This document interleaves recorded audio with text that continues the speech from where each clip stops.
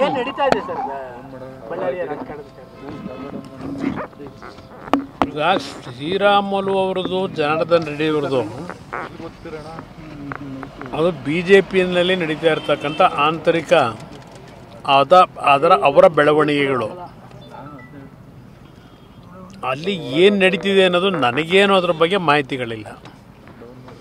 ಏನಕ್ಕೆ ಆ ರೀತಿಯ ಒಂದು ಬೆಳವಣಿಗೆಗಳು ಇತ್ತೀಚೆಗೆ ಮತ್ತೆ ಸೃಷ್ಟಿ ಮಾಡಿದ್ದಾರೆ ಗೊತ್ತಿಲ್ಲ. ಯಾಕೆಂದರೆ ಅವರಿಬ್ಬರು ಒಂದು ಕಾಲದಲ್ಲಿ ಇಬ್ಬರು ಆತ್ಮೀಯ ಸ್ನೇಹಿತರುಗಳೇ, ಅಣ್ಣ ತಮ್ಮಂದರಿಗಿಂತ ಚೆನ್ನಾಗಿದ್ದಂಥವ್ರು. ಅದು ಯಾತಕ್ಕೆ ಒಂದು ಅವರಿಬ್ಬರಲ್ಲಿ ಭಿನ್ನಾಭಿಪ್ರಾಯ ಮೂಡಿದೆ ಅದನ್ನು BJP ನಾಯಕರುಗಳೇ ಕೂತು ಸಾಲ್ವ್ ಮಾಡ್ಕೋಬೇಕು ಅನ್ನೋದು ನಾನು ಅವ್ರಿಗೆ ಮನವಿ ಮಾಡ್ತೀನಿ. ಅಲ್ಲ, ಅವರು ಕಾಂಗ್ರೆಸ್ಗೆ ಹೋಗ್ತಾ ಇದ್ದಾರೆ ಶ್ರೀರಾಮುಲು.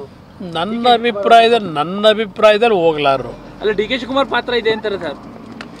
ಏನೇ ಪಾತ್ರ ಇದ್ದರೂ ಡಿಫ್ರೆನ್ಸ್ ತರಲಿಕ್ಕೆ ಶ್ರೀರಾಮುಲು BJP ಬಿಟ್ಟು ಕಾಂಗ್ರೆಸ್ಗೆ ಹೋಗ್ತಾರೆ ಅಂತಕ್ಕಂಥದ್ದು ಅದು ನಮ್ಮ ನಿರೀಕ್ಷೆಗೂ ಮೀರಿ ಅದು ಹುಯ್ಯೆ ಅನ್ನೋದು ನನ್ನ ಅಭಿಪ್ರಾಯ. ಯಾಕಂದ್ರೆ ಕೇವಲ ಬರೀ JDS ಅವ್ರನ್ನ ಕಾಂಗ್ರೆಸ್ ಅವ್ರು ಡಿಸ್ಟರ್ಬ್ ಮಾಡ್ತಾರೆ.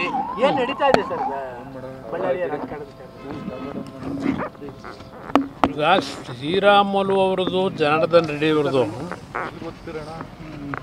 ಅದು BJPಯಲ್ಲಿ ನಡೀತಾ ಇರ್ತಕ್ಕಂಥ ಆಂತರಿಕ ಅವರ ಬೆಳವಣಿಗೆಗಳು. ಅಲ್ಲಿ ಏನು ನಡೀತಿದೆ ಅನ್ನೋದು ನನಗೇನು ಅದ್ರ ಬಗ್ಗೆ ಮಾಹಿತಿಗಳಿಲ್ಲ. ಏನಕ್ಕೆ ಆ ರೀತಿಯ ಒಂದು ಬೆಳವಣಿಗೆಗಳು ಇತ್ತೀಚೆಗೆ ಮತ್ತೆ ಸೃಷ್ಟಿ ಮಾಡಿದ್ದಾರೆ ಗೊತ್ತಿಲ್ಲ.